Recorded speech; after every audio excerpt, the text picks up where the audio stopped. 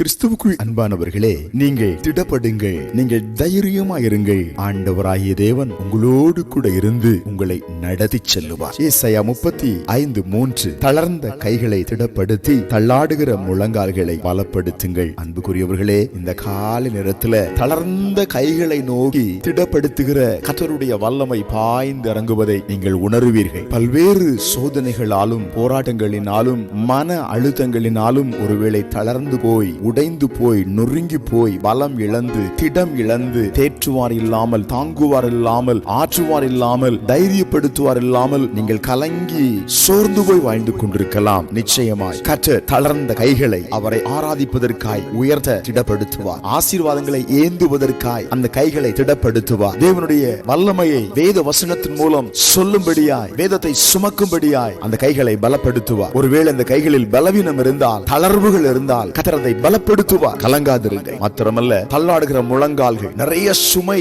மனதிலே சேமிக்கப்படுகிறதுனால தாங்க முடியாத நெருக்கங்கள் நம்மை அழுத்தும் போது நம்முடைய வாழ்க்கை ஆடுகிறது, முழங்கால்கள் ஆடுகிறது, குடும்பம் ஆடுகிறது. ஆடுகிற எல்லா, தள்ளாடுகிற எல்லா, விழுவதற்கு ஏதுவாயிருக்கிற எல்லா சூழ்நிலைகளையும் புரிந்து கொண்டு ஆண்டவர் உங்களை விழாமல் உங்களை தாங்கி பிடித்து உங்களை நடத்துவார். ஆமென். சோர்ந்து போகாதிருங்கள். விசுவாசத்தினாலே எல்லாவற்றையும் பலப்படுத்துங்கள். தளர்ந்த என்னுடைய வாழ்க்கை, தளர்ந்த என்னுடைய கைகள் திடப்படும் என்று சொல்லுங்கள். தளர்ந்த, ஆடுகிற, பலவீனப்பட்டிருக்கிற, தள்ளாடுகிற என்னுடைய முழங்கால்கள், என்னுடைய குடும்பம் பலப்படும் என்று சொல்லுங்கள். கர்த்தர் நிச்சயமாய் உங்களை ஆசீர்வதிப்பார். ஜெபிப்போம். எங்கள் பரலோக பிதாவே, இந்த காலை வேளையில தளர்ந்த கைகளோட, தள்ளாடுகிற முழங்கால்களோட, என்னால முடியலன்னு சொல்லி புலம்பி அழுகிற பிள்ளைகள் மேல உம்முடைய பலப்படுத்துகிற, திடப்படுத்துகிற கரம் இறங்குவதற்காய் ஸ்தோத்திரம். இயேசுவின் நாமத்தில் ஆமென்.